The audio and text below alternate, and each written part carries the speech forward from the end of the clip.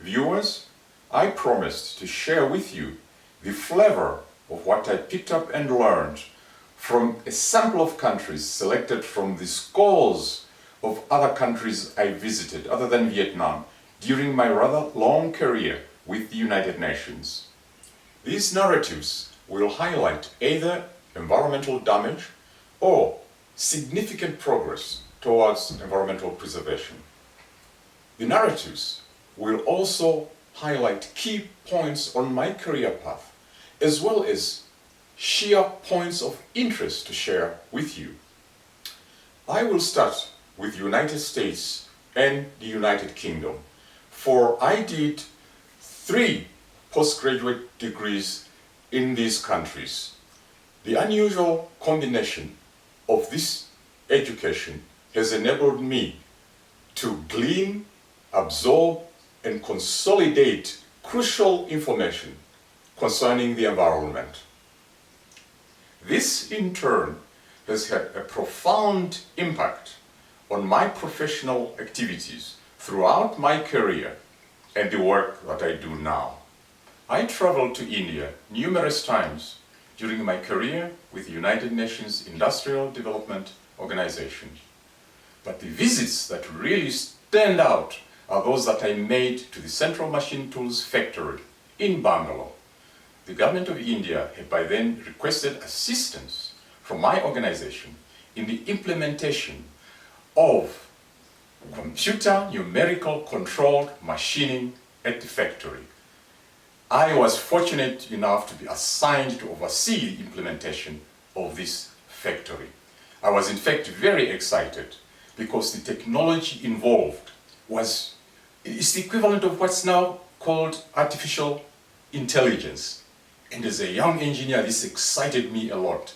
And in fact, at the end of the project, I took 3 months off from my employers to go and have a hands-on experience in this technology.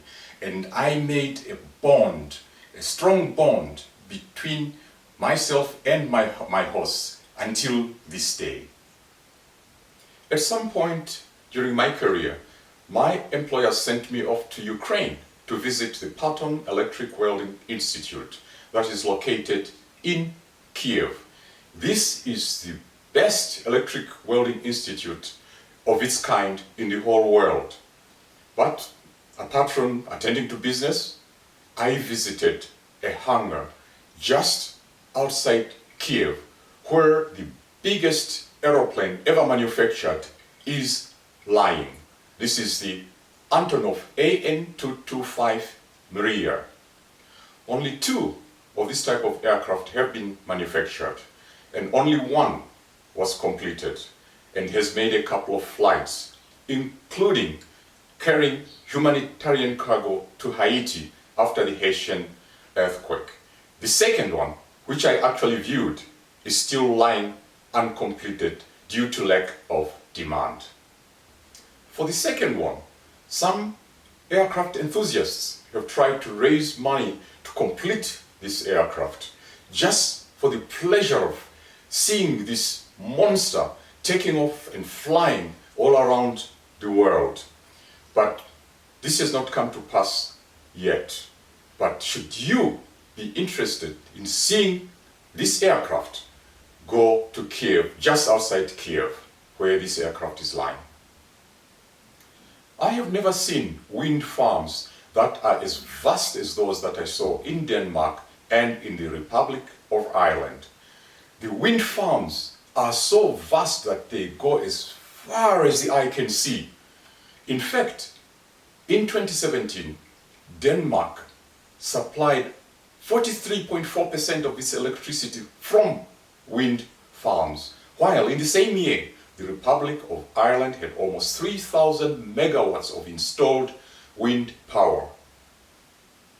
During my stint with the United Nations Convention on Desertification, I participated in the preparations for the establishment of a forest plantation in Argentina.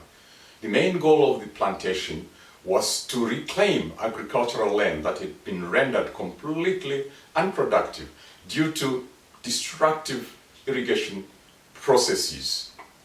The other goal of the plantation was simply to act as a carbon sink, thereby mitigating climate change. The government of Argentina was keen to earn carbon credits from the carbon source sequestered. However, in order to do this, there are certain procedures to be followed when establishing a forest plantation under the CDM, the Clean Development Mechanism, which was in turn under the Kyoto Protocol. And I was hired as a consultant to ensure that those processes and procedures and guidelines were followed so that the government of Argentina could earn the carbon credits sequestered in the plantation. My assignment in China was very similar to the one in Argentina.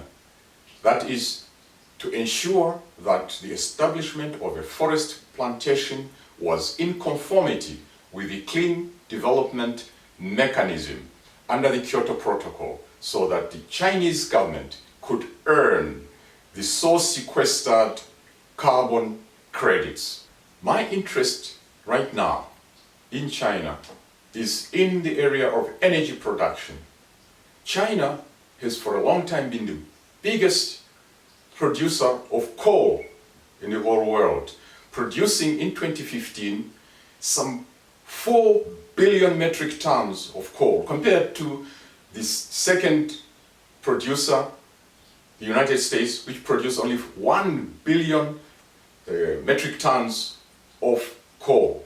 However, having said that, China is now the biggest solar energy market in the world, with a current installed capacity of 130 gigawatts, compared with 60 gigawatts in the United States, which is the second biggest producer of solar energy, and 30 gigawatts for Japan. So solar energy in China is really skyrocketing at a very interesting rate, and that actually is my interest in China currently. We will now pause these country narratives and resume with the narratives in the next video, starting with Zambia.